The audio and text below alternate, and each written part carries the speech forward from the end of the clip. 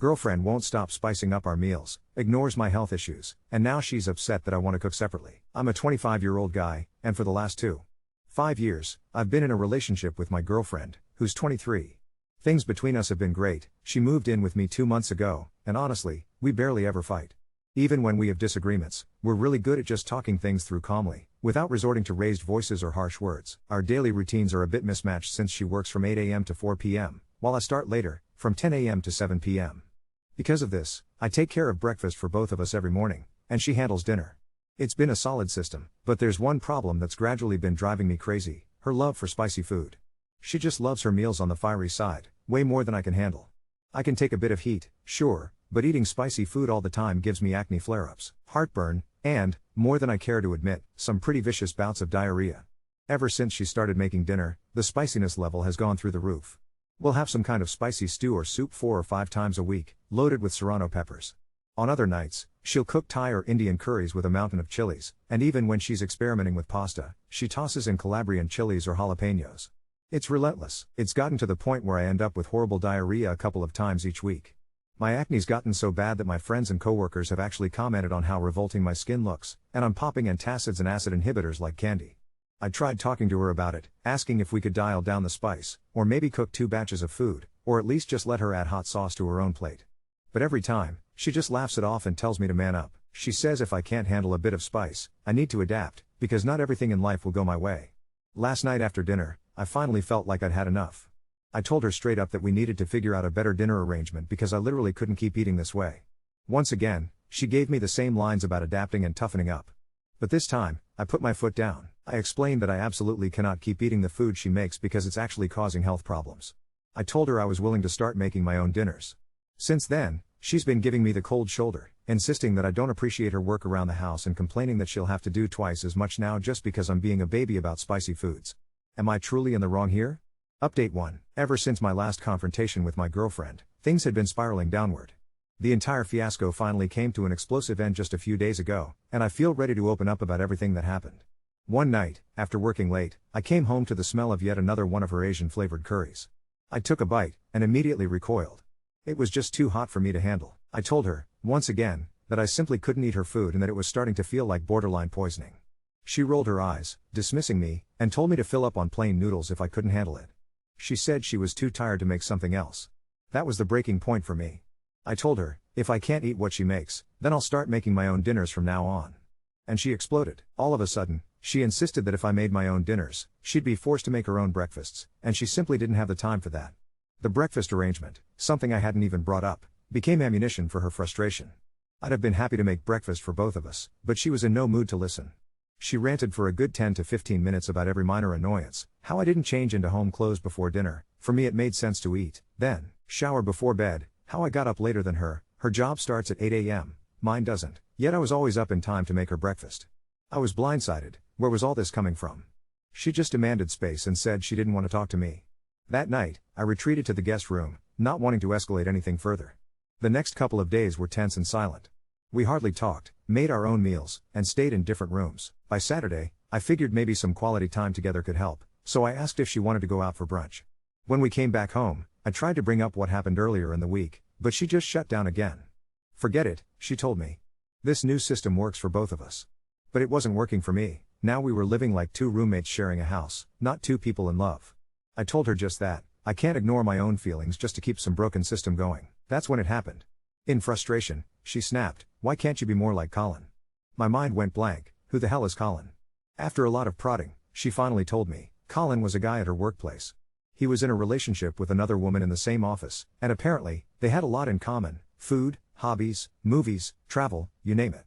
My girlfriend idolized their relationship because they shared everything in common, unlike us, where the overlap was maybe a 50-50 split. My hobbies are different. I collect watches, watch tennis, I work in a technical field designing construction equipment. She and people like Colin are all cut from the same creative mold: fashion, cosplay, reading.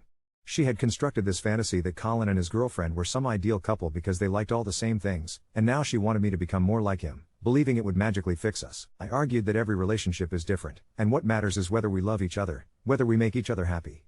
She tried to end the conversation. She just wasn't comfortable talking about it.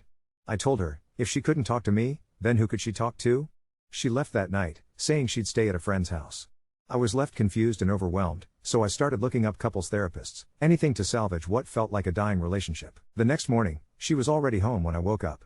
I made breakfast for both of us, but she said she'd already eaten. Then she started talking, listing out all the things that made her a bad person. It wasn't an apology, it was like she'd given up. Eventually, she just came out with it. Colin and his girlfriend had asked her to join their relationship as a throuple. I just went silent. I told her to pack up and leave. She tried to hug me, tried to talk, but I pushed her away, took her keys, and locked myself in the extra room, where I broke down and just cried. Maybe half an hour later, she came in, saw me crying, and broke down herself. All she did was curse herself, saying I deserved better. I told her tears meant nothing. Nothing. Later that night, my phone rang. An unknown number. It was Colin. He started cursing at me, calling me out for making my girlfriend cry, threatening me if I ever went near her again. I just told him he could have her to himself, and that I'd rather die than see her again. Then I hung up. A couple days after, as I left for work, I found my car keyed and the plants outside my front door destroyed. I have my suspicions, but there's no proof, so I'm not filing any charges, for now. I'm setting up cameras soon, though, I'm not taking any more chances. As for my ex, she keeps calling. At first it was apologies, voicemails begging me for closure, but when I didn't respond, she started throwing my personal traumas and secrets at me, reminding me of times when she'd had Colin and his girlfriend over at my house, even when I wasn't home, describing everything they'd done. The disgust and betrayal ran so deep I began having disturbing thoughts about myself. I've been going to therapy regularly, and I'm planning a weekend trip to Vegas with my two closest friends. Their support is the one thing that's gotten me through this whole mess. Slowly but surely, I'm getting better. I'm even considering selling the house and moving somewhere my past can't follow me.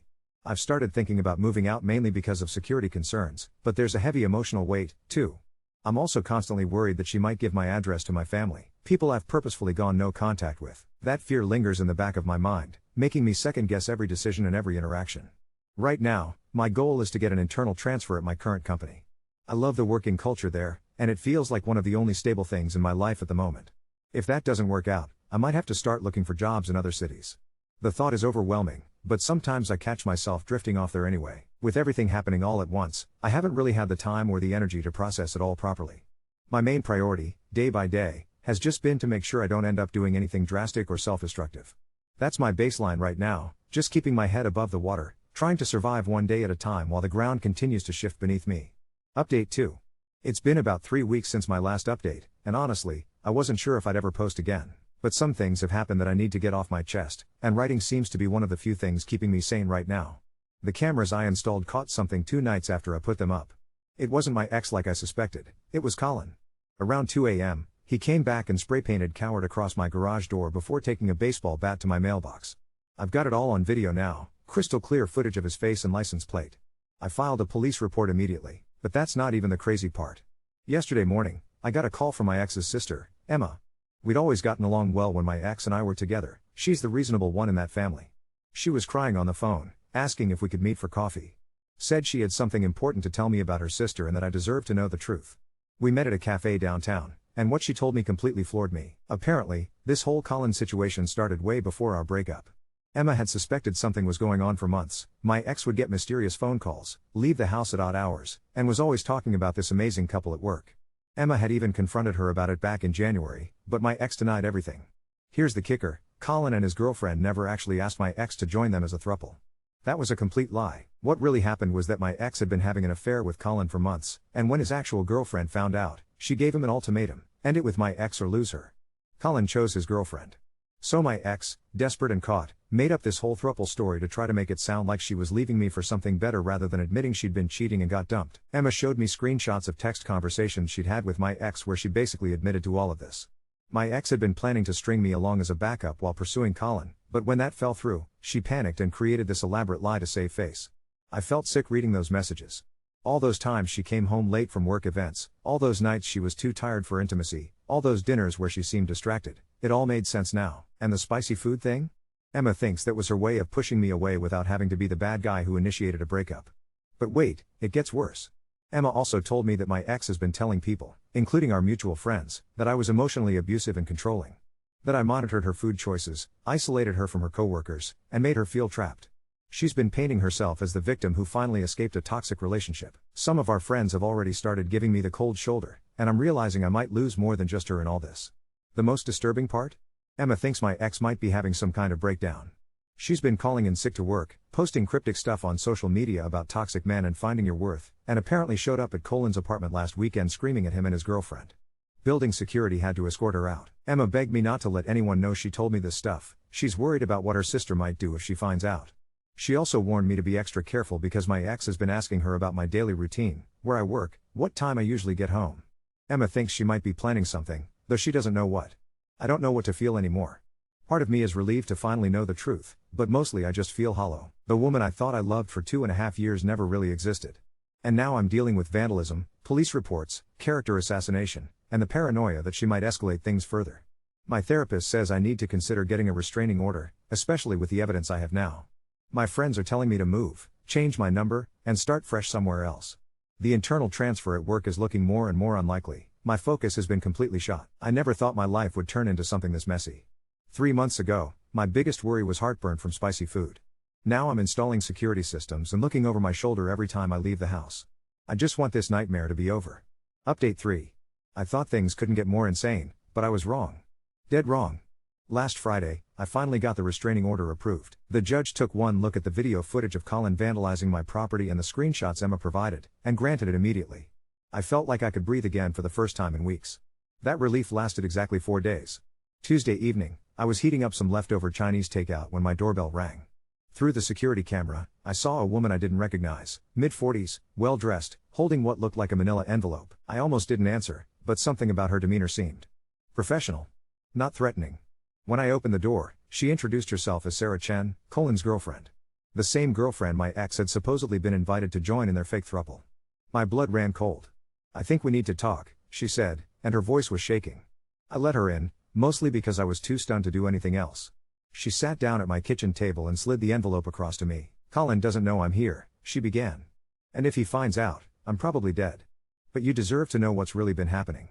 Inside the envelope were printed screenshots, photos, and what looked like financial records. Sarah had been doing her own detective work, and what she'd uncovered made my stomach drop. Turns out, my ex hadn't just been having an affair with Colin. She'd been systematically manipulating both of us for months. Sarah showed me evidence that my ex had been telling Colin that I was abusive, that she was afraid of me, and that she needed his protection. She'd even sent him photos of bruises on her arms, bruises that Sarah now believes my ex gave herself. But here's where it gets really twisted. My ex had convinced Colin to start transferring money to her account, supposedly to help her escape from me. Small amounts at first, $200 here, $500 there for emergency expenses when she needed to get away from me for a few days. Over the past 4 months, Colin had sent her nearly $8,000. Sarah discovered this when she noticed their savings account draining. When she confronted Colin about it, he broke down and told her everything, about the affair, the money, all of it. He claimed my ex had manipulated him into believing she was in danger. The night she showed up at our apartment screaming, Sarah continued, it wasn't because we rejected her. It was because Colin told her he couldn't give her any more money, and that I knew about everything. She was furious that her meal ticket was drying up. Sarah pulled out her phone and showed me a voice message my ex had left Colin just 3 days ago. In it, my ex was sobbing, begging him to reconsider, saying she had nowhere else to turn and that I was making her life hell with a restraining order. She threatened to hurt herself if he didn't help her. Colin's a mess, Sarah said. He genuinely believes he was helping someone in an abusive situation. But I think he's finally starting to see that she played him just as much as she played you. Then Sarah dropped the biggest bombshell. There's something else. Your ex isn't just targeting you too. Emma isn't the only one she's been talking to about your personal information. She showed me screenshots of messages between my ex and someone named Mike, my ex's cousin who I'd met maybe twice in 2 years. My ex had been asking Mike about my work schedule, my car, even about my family situation. Mike, apparently thinking she was just concerned about me post-breakup, had been feeding her information. She knows you've been going to therapy on Thursdays at 3 p.m., Sarah said. She knows about your weekend trip to Vegas that got cancelled. She even knows about the internal transfer you applied for at work. My hands were shaking as I looked through everything. The level of calculation was terrifying. Sarah leaned forward. Look, I know this is a lot. But Colin and we've decided to go to the police tomorrow. We have evidence of the financial manipulation, and with what you already have, maybe we can get her some actual consequences. After Sarah left, I called Emma immediately. When I told her what I'd learned, there was a long silence. Oh God, she finally whispered. She asked me about Mike last week, asked if I thought he'd be willing to help her figure out how to make things right with you. I thought she meant apologizing. Emma agreed to meet with Sarah and me, and we're all going to the police station together tomorrow morning. Emma also revealed something that made my blood run cold. My ex had been asking about my spare key, The one I used to keep hidden under a fake rock by the front door. I'd moved it months ago, but the fact that she was asking about it. I'm not sleeping at the house tonight. I'm staying at my friend Dave's place, and honestly, I don't know when I'll feel safe going back home. I keep thinking about all those nights she'd come home late, claiming she was working late or out with colleagues. How many times had she been with Colin, planning this whole elaborate scheme? The woman I loved never existed. She was just a character my ex created to get what she wanted from me, and when she found someone else who could give her more, or so she thought, she was ready to destroy me to cover her tracks. I don't know what tomorrow will bring, but for the first time since this nightmare started, I don't feel like I'm facing it alone. Sarah and Emma both seem genuinely shaken by what we've uncovered, and knowing that there are people who can see through my ex's lies gives me hope that maybe this will finally be over soon, although I have a sinking feeling that my ex isn't going to go down without a fight. Update 4. The police visit didn't go the way any of us expected. What we thought would be a straightforward case of fraud and harassment turned into something much more complicated, and much more dangerous. When Sarah, Emma, and I walked into the station Wednesday morning, Detective Martinez listened to our story and reviewed all our evidence. The financial records, the screenshots, the video footage of Colin vandalizing my property, it all painted a clear picture. Or so we thought. This is definitely enough for charges, Detective Martinez said, but I need to warn you about something. We ran your ex-girlfriend's name through our system, and this isn't her first rodeo. My stomach dropped. What do you mean? Turns out, my ex has a history. 3 years ago, before I even met her, she was involved in a similar situation with another couple in Portland. Same pattern, emotional manipulation, financial fraud, false abuse claims. The charges were eventually dropped when she disappeared, but there's still an active warrant for her in Oregon. The concerning part, Detective Martinez continued, is that her behavior is escalating. The Portland case involved maybe $2,000. Your situation involves $8,000 plus property damage. We're looking at someone who's getting bolder. Emma went pale. I need to tell you something else, she said quietly. Yesterday, my sister called me. She was different. Manic. She kept talking about how everyone was against her, how she was going to set the record straight. She mentioned something about having insurance in case things went bad. Detective Martinez leaned forward. What kind of insurance? I don't know, but she said she had recordings of both you, Emma looked at me, and Colin that would destroy you if you didn't back off. That's when Sarah spoke up. Recordings of what? Colin told me everything. What could she possibly have? We left the police station with more questions than answers, but at least the wheels were in motion. Detective Martinez said they'd have a warrant out for my ex within 24 hours, and advised all of us to be extra cautious. I should have listened more carefully to that advice. Thursday night, I was at Dave's place watching TV when his doorbell rang around 10 p.m. Dave looked through the peephole and his face went white. Dude, there's a woman out there who looks exactly like the photos you showed me of your ex. My heart started pounding. I looked through the peephole myself, it was definitely her, but she looked unhinged. Her hair was messy, her clothes wrinkled, and she was pacing back and forth on the porch, talking to herself. Dave wanted to call the cops immediately, but I stopped him. Let me see what she wants first. Maybe she'll say something that helps our case. Biggest mistake I could have made. I opened the door but stayed behind the security chain. What do you want? She looked up at me with eyes that were both desperate and furious. I know what you're trying to do, she said, her voice eerily calm. You think you're so smart, turning everyone against me. Colin, Emma, even that bitch Sarah. You brought this on yourself, I said. The police know everything now. That's when she smiled, a cold, calculating smile that made my skin crawl. Do they know about the recordings? What recordings? She pulled out her phone and tapped the screen. Suddenly, I heard my own voice coming through the speaker. Honestly, sometimes I wonder if you're doing this on purpose. Making the food that's spicy just to mess with me. It was from one of our arguments about dinner, but the way she'd edited it, it sounded like I was accusing her of deliberately trying to hurt me. Like I was the controlling one. I've got hours of this stuff, she said. You talking about how you wish I'd just disappear. Me crying because of things you said. Colin talking about how he wanted to take care of me because you were such a terrible boyfriend. My blood ran cold. She'd been recording us for months, maybe the entire relationship. What do you want? I asked. I want you to call off the dogs. Tell the police it was all a misunderstanding. Get Colin to drop his complaints. Do that, and these recordings stay between us. And if I don't? Her smile got wider. Then tomorrow morning, these go to your work, your friends, your family, everyone. Let's see how your reputation holds up when people hear what you're really like behind closed doors. Dave appeared behind me. That's enough. We're calling the police. That's when she completely snapped. She started screaming at the top of her lungs, help. He's threatening me. Someone call the police. Dave and I just stared at each other in horror as she continued her performance for any neighbors who might be listening. Please, I just want to talk and he's being violent.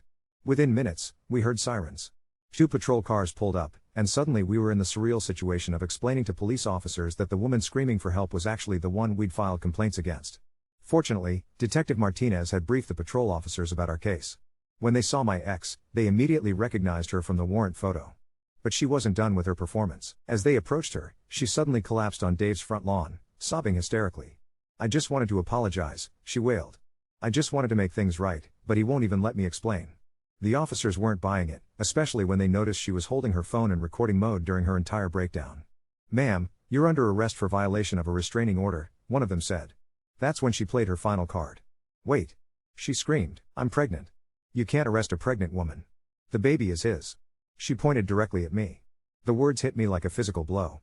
Pregnant? We'd broken up months ago, and she'd been with Colin since. Unless. But Dave stepped forward. "Officers, I've been living with this guy for the past 2 weeks. Trust me, there's no way that's his kid." As they put her in handcuffs, she looked directly at me with pure hatred in her eyes. "This isn't over," she mouthed silently. After she was loaded into the patrol car, Detective Martinez arrived. "The pregnancy thing is almost certainly another lie," he assured me. "It's a common manipulation tactic. We'll have her evaluated at the station." "What about the recordings?" I asked. "If they exist, we'll find them. Her phone will be part of the evidence now." As I watched the patrol car drive away with my ex in the back seat, I thought this nightmare might finally be ending, but something in her eyes when she looked at me told me she wasn't finished yet. Detective Martinez must have seen the worry on my face. "Don't let her get in your head," he said. "People like her bank on keeping their victims afraid even when they're behind bars." But as I tried to fall asleep at Dave's place that night, I couldn't shake the feeling that she had one more card left to play. And knowing her, it was going to be a big one. I was right to be worried. The next morning, I woke up to 17 missed calls from Emma.